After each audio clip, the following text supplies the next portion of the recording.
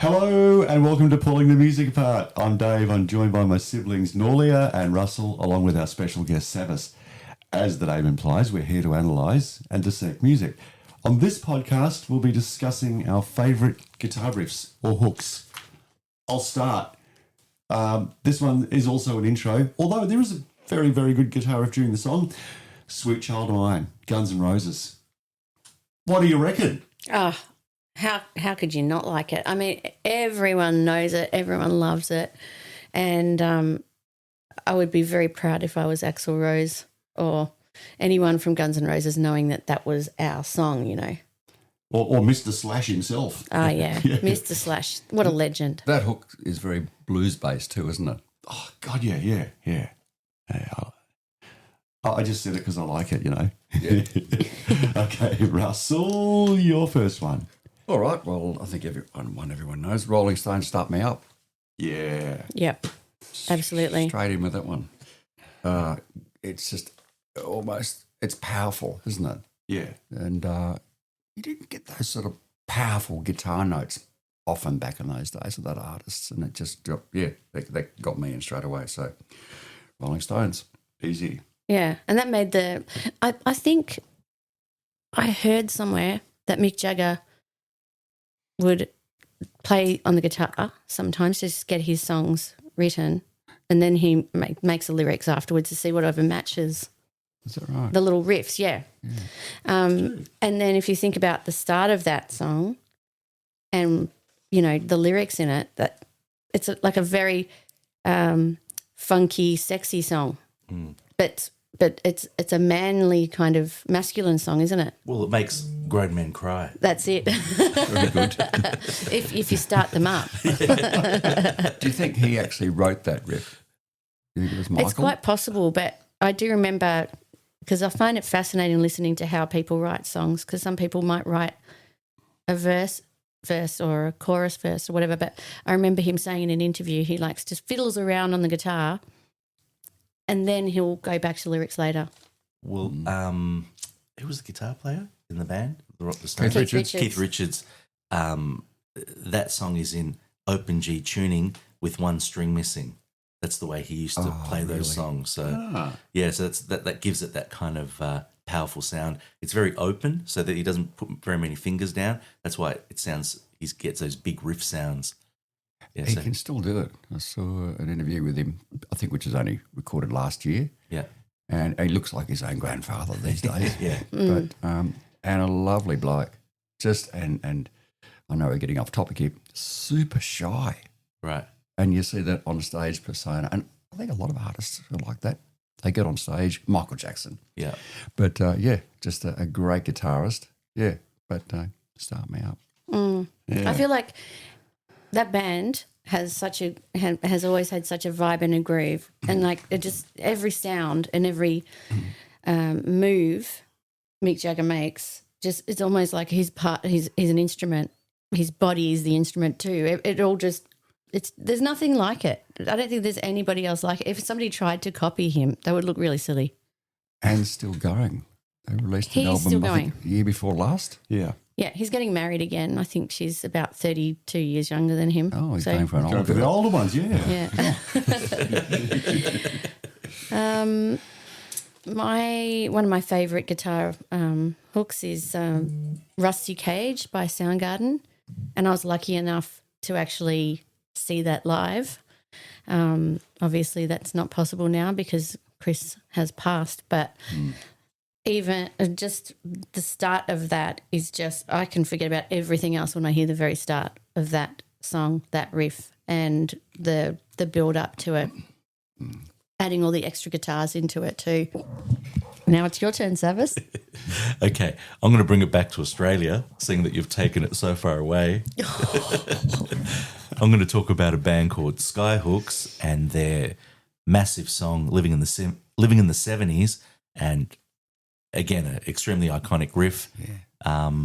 Mushroom Records' first big album that they released, and Red Simons went on to Hey Hey It's Saturday fame, and then Skyhooks actually released a song later called $1 Million Riff. True. So it seemed that having a good riff could earn you millions of dollars. Geez, you should have gone with $1 Million Riff. That's got a whole lot of different riffs through the whole song. Yeah, exactly. Weren't they a tight band? Oh, they were insane. And coming from the era that I grew up in, Warrandyte, Eltham, Research. Yep. So Well, they wrote many songs About- that reference suburbs. yeah, Lygon Street, Lygon Street Limbo, and Yeah, Born Calling, Born Calling. Two-Rat Cowboy. Two Rat Cowboy. That was a great song. I do know a backstory to that. Greg McCainch from Skyhooks spoke about that by saying, we hear so many songs about, Memphis and stuff like that. He said, let's make something we can understand. That's why there are so many Melbourne influences on the Living in the 70s album. Yeah, so for our overseas listeners, this is really Melbourne-centric, this band. And they were a Melbourne band, basically. They didn't do much else, did they? Oh, no, they were national, Yeah. but not international. They should have been international. They should have been. But I wonder why they weren't. because he ended up, remember he did Shell's Neighbourhood with Claude the Crow. Yeah. Don't forget Norm the Kangaroo. Right. And Claude the Crow was in the cubby house with him. And Claude the Crow used to collect toenails and stuff like that. They had really random conversations. Well, they did try. They went to America in about 77 or 78, and they recorded an album there with some famous producer, and their sound completely changed. And I don't even think it even got released in America, and it failed here as well. Do you think they tried too hard to produce something rather than just do their... And they sounded like a live band to me, listening to them. They just sounded like a great pub band. Well, according to the stories, they didn't get along well with this producer at all. Yeah. And he was trying to mold them into something different. Yeah. And the music showed that it wasn't authentic. Just as well we get on with our producer here too. He's authentic. Do you think... Special mention to our producer too, Brad. G'day, Brad. Yeah, hi, Brad. Do you think that David Bowie's Ziggy Stardust had a bit of an influence on, if not the music, the costumes and the attire of the band? I think it was the whole glam scene that was coming out of England. There were other bands too, like... that guy. There was that guy that also was not a good person. Oh, Gary Glitter, Yeah. but there were other bands too. Sherbet. T-Rex. Even early Split Ends. Yeah. Was Had the, Sherbet like that? No. Not so much. Not so much. But were they, and correct me if I'm wrong, back in the day, Countdown, hosted by Molly Meldrum, he was dressing his artists, including AC/DC, remember that, up as women, almost Right. drag. Right. And I don't know whether he had any influence over Skyhooks in those days. They Pretty did wear a careful lot what I of say here. makeup. A lot. Yeah. Groundbreaking. And all highly educated men too. I think all of them. And Sher was the tradie. Right. But the He rest- actually looked like a tradie. And a surfer. Yeah. Yeah. He had that really sweet Aussie 1970s Beach Boy look, didn't he? He did. How good was the drumming? Insane. Yeah. Tight. Really tight. And they made it fun too. If you see them live, the drumming wasn't just some bloke keeping time. He'd actually almost get contorted standing over the kit and stand up and do some really animated movements. I'm actually doing something here. It's great for radio, isn't it? Yeah, it's good. Nobody can see. Just as well.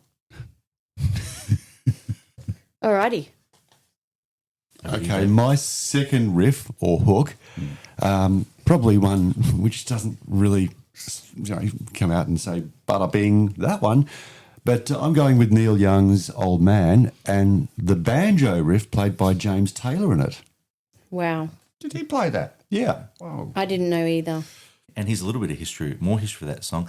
Linda Ronstadt sang backing vocals on that song. Yep. Yeah, so a lot of big stars on that one. Oh, geez, you go to the whole Harvest album, all-star cast, Linda Ronstadt, James Taylor, Nicolette Larson. Well, there you go. Yeah. What an Larson. amazing artist too. Yeah. And do you know his wife has produced a film based on his career? Daryl Hannah's his wife. Is she? Yeah. Ooh. You know Daryl Hannah? She was Yeah. in that. She was a mermaid or something in a movie. Splash. Splash. I love that movie. I think all the boys loved Daryl Hannah back then. Oh, I think so. Wasn't she married to Jackson Brown for a while as well? I don't know. Maybe she liked musos. And But there Daryl's a is- girl. And what a girl, yeah. And honestly, I think there's a movie that's coming out very soon. I've seen it advertised Yeah. What's the movie about? about Neil Young. Yeah. Oh, really? Yeah, she's produced it, and it's all about his career. Wow. And there's a lot of performances. What are and they sort of- calling it? Neil Old? Yeah, no, great musician. Nutbag of a person, but a great musician. Yeah. No relation to the Youngs from AC/DC. Surprisingly, no. What about your next one, Russell? Okay, I think it's from their first album, and the self-titled Boston, and More Than a Feeling, Oh, yeah. which is just an amazing song, and it starts with a fade in. Okay, if you listen to it, it starts off quiet, and then it gets a little into the song, and that was actually recorded in one of the players' basements. True story. And the record label said, no, we'll take this to the studio and do it the normal way. And they said, nope. And the whole album, bar, I think the last track was recorded in their basement. Amazing. But More Than a Feeling. And the hook that I'm referring to in that one is referenced in another song by Hunters and Collectors, and that'd be Holy Grail. Oh, And and a song by Hoodoo Guru is called Less Than a Feeling. The same thing, yeah. Oh, wow. Yeah, but an amazing song, an amazing group. And ahead of their time, I think it was about 75, 76. And 76, yeah. And they were, I reckon they created that 80s power chord sound, which we didn't hear until the 80s. Right. It's funny that you say that, Russ, about recording in their basement, and then the producer's going, why don't we do it in a big studio? Because sometimes it's more about the performance rather than the production, the quality. Yeah. Like Kiss's first album, they recorded it as a demo, and then they got taken to Electric Ladyland to record it properly and reproduce, and the demo sounds better. It lost its character. It lost its character. So sometimes it's not always the quality, it's the performance. So, yeah. Well, they pushed back really hard against that one too. And it was, it's either in our basement or not at all. And they were right. Yeah, weren't they? That's mine. I'm going to go back to 1980 now with a bit of a kind of eccentric intro turning into a wonderful riff. I'm actually going to give our listeners a clue before I say what it is. And I'm going to get my brother to make the sound for the vocals because he'll know straight away what it is. Doo-doo, doo-doo, doo-doo, doo-doo. I.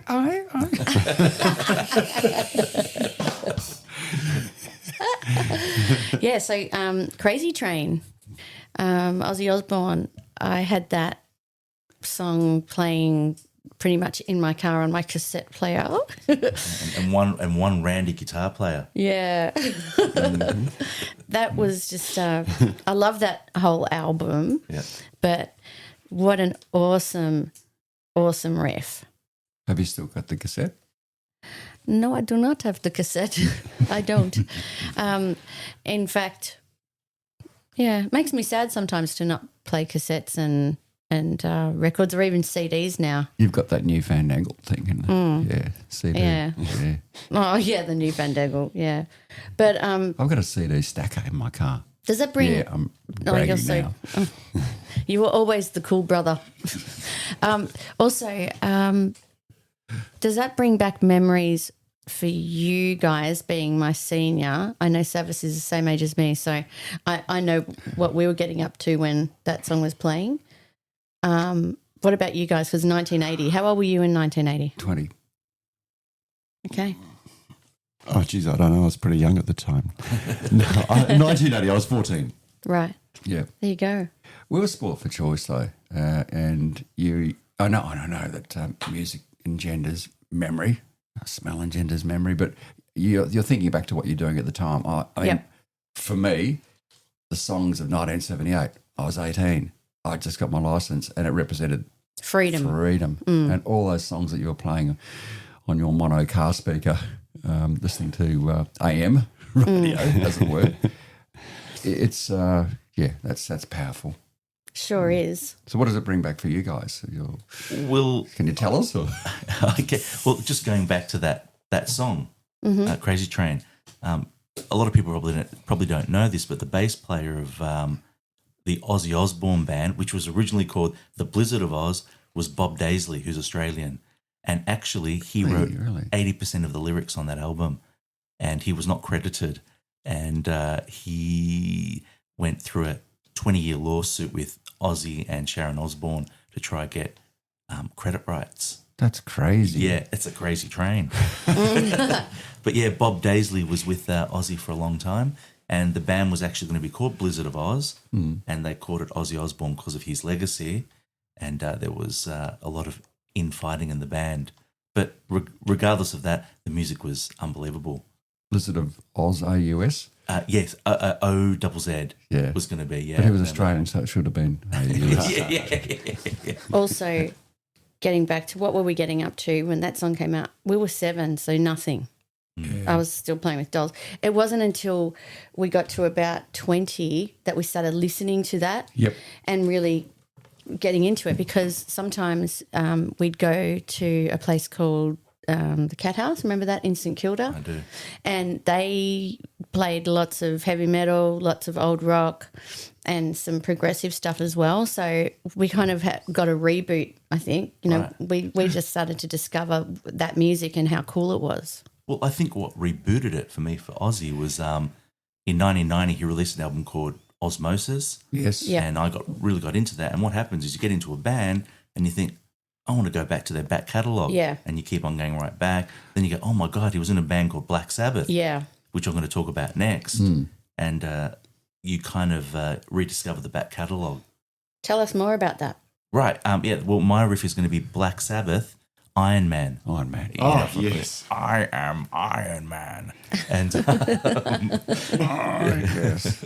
Tony Iommi is the guitar player, and I think he needs a mention in this episode because he is the riff king. He's known as the riff master. And for a bloke who lost the tips of 2 of his fingers. The day that he was going to leave his day job to become a musician, talk about, bad luck, but he put those Thimbles on for sewing, Oh, wow. And he still puts them on to play guitar and modified the guitar with super light strings and tuned it down, and that now became that evil kind of heavy metal sound.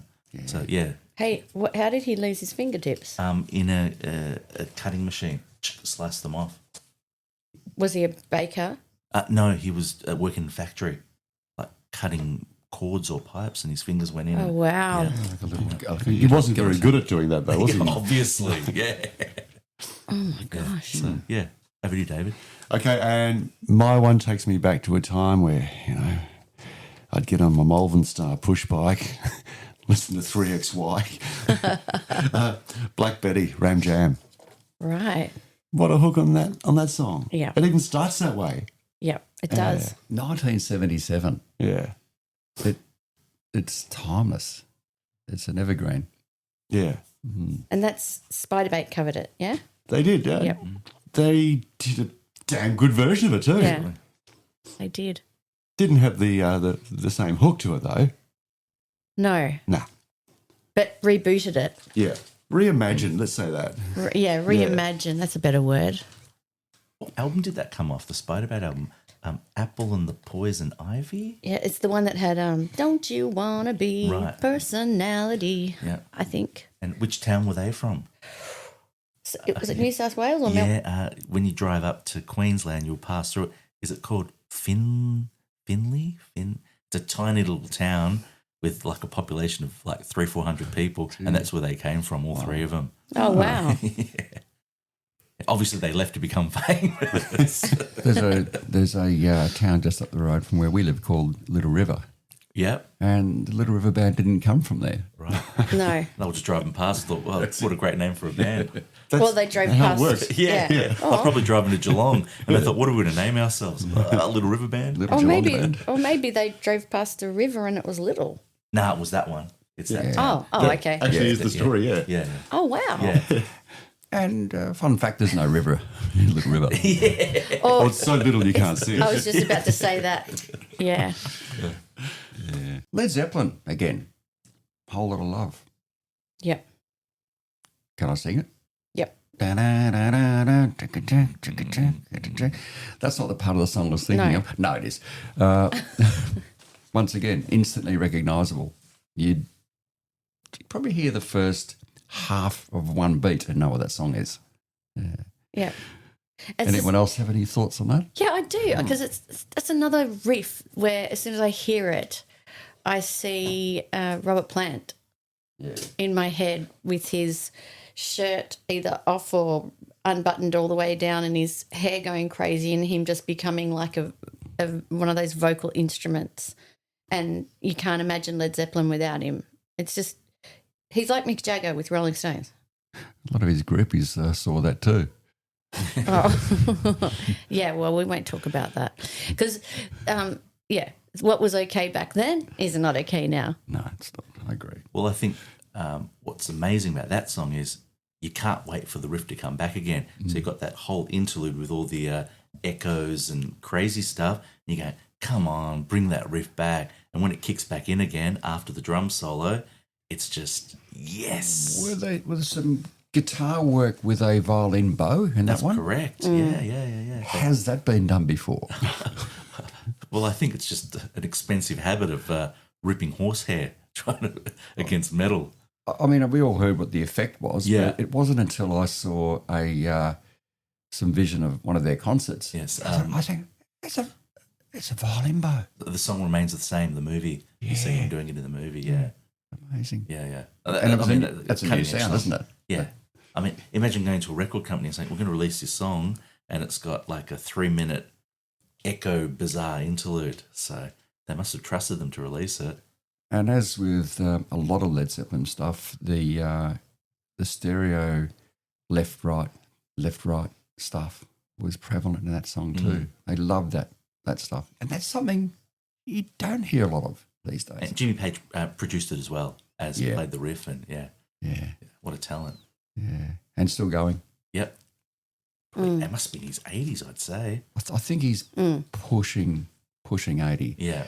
Now, is this a fact, and I can be proven wrong, when John Bonham, their drummer, iconic drummer, passed away in 1980, Correct. is it true that as a tribute to Bonzo, that they'd never play Stairway again? Stairway to Heaven. Well, they played it at Live Aid in 85. Did they? Yeah. Yeah. And Phil Collins played drums on it. Oh, right. But Phil Collins played drums on lots of songs people don't know about. He doesn't play drums now. No. Well, His son plays drums. He was the only person to ever perform at both Live Aids. That's right. He got on the He Concorde. got on the Concorde and flew from Wembley to the United States and played in New York. He played at both Live Aids Oh, what a on the legend. same day. What a legend. Oh, he's amazing. We need a Concorde again. Yeah, bring it back. Yep. Okay. So my final favourite riff is, everyone knows, Smells Like Teen Spirit by Nirvana. Yep. That represented a whole new genre of music. Really, even that riff. And I don't know, what do you guys think? Wasn't that's a cover, isn't it? Because I think Weird Al did the original Oh, version. very funny. Well, the riff is really, if you play it slowly, it pretty much is the same chords and rhythm to Purple Haze. Yeah. But no, it's amazing. I think it was more the sound and Yeah. the attitude. And the, what do you call it? You know, the distortion on the guitars. That kind of grunge era began. But it was just, that guitar riff is kind of everything. And I think it was tail ending that era when they had kick-ass video clips to go with songs. That's something that seems to have disappeared over the years. I feel like it was a low budget video clip though, because for that song, It worked. Yeah, they blurred it. So the blurred vision in the video clip, the band playing kind of matched the distortion of the guitars. Yeah. So you got all your senses going, and then you have the grungy kind of look, and it was just amazing. Well, I'll give you a question, Norliah. Yes. There's a bit of a connection between Nirvana and the band Garbage. Okay. Nirvana and the band Garbage. Yeah. A member of Garbage has a connection to the band Nirvana. Right. Okay. Butch Vig, who formed Garbage, was the producer. Oh, okay. That I didn't know. And the way he got those guitar sounds, they mic'd up the amps at like 10 or 11 as far as they could go, and they just recorded them extremely loud. Wow. And that got that over-compressed sound. That's how they got those really, really big sounds. Wow. But Butch Vig was the producer of the Nevermind album and got all those big guitar sounds. How interesting you should say that, because if you think about it, those sounds and producers and the impact they have on the artist and how it can impact the sound so much. You know, Mutt Lange, who he produced. Now he produced Def Leppard, especially that Hysteria album. Yep. The sound production on that album is insane. It's excellent. And he also produced his ex-wife's Shania Twain's album. And then if you think about Shania Twain's quality of her production, now I'm going to flip over to The Cause. He also produced The Cause album. And some AC/DC as well. Yeah. Yes. And Foreigner. Yeah, there you go. But even though they were all very different bands, you can hear that sound quality through all of those bands is exactly where it needs to be. You know, it's amazing. Right, yeah, I think he was going for that anthemic sound. You know, just you listen to it and it was just like being in a stadium. Can you say that Absolutely. again? That's a good word. Anthemic. Yeah, anthemic it is. I love it. Word of the day, anthemic. Thank you, Savvas. Name of the episode, Anthemic. I love it. All right, I'll do my final one, and it is probably one of the most iconic riffs ever. Smoke on the Water, Deep Purple. Yep. Geez, I'd call it anthemic. In Yeah, fact. anthemic, absolutely. Richie Blackmore on guitar, and it was one of those songs that, growing up being a guitar player, you weren't allowed to play in guitar stores because everyone did it. It was pretty much a sign. Smoke on the Water, prohibited, Yes. and please don't play Stairway to Heaven. Yes. That's right. Oh, that was in Wayne's World too. Wayne's World was, yeah. All right, over to you, Dave. Yeah, that one really stands out. Yeah. Good choice there, Savvas. Well, that's it for this episode. If you have any questions or just like to leave a comment, feel free to reach out to us on Instagram at Pulling the Music Apart. Our next episode is almost ready, so please stay tuned for release. Until then, keep listening to the music. Thanks for tuning in.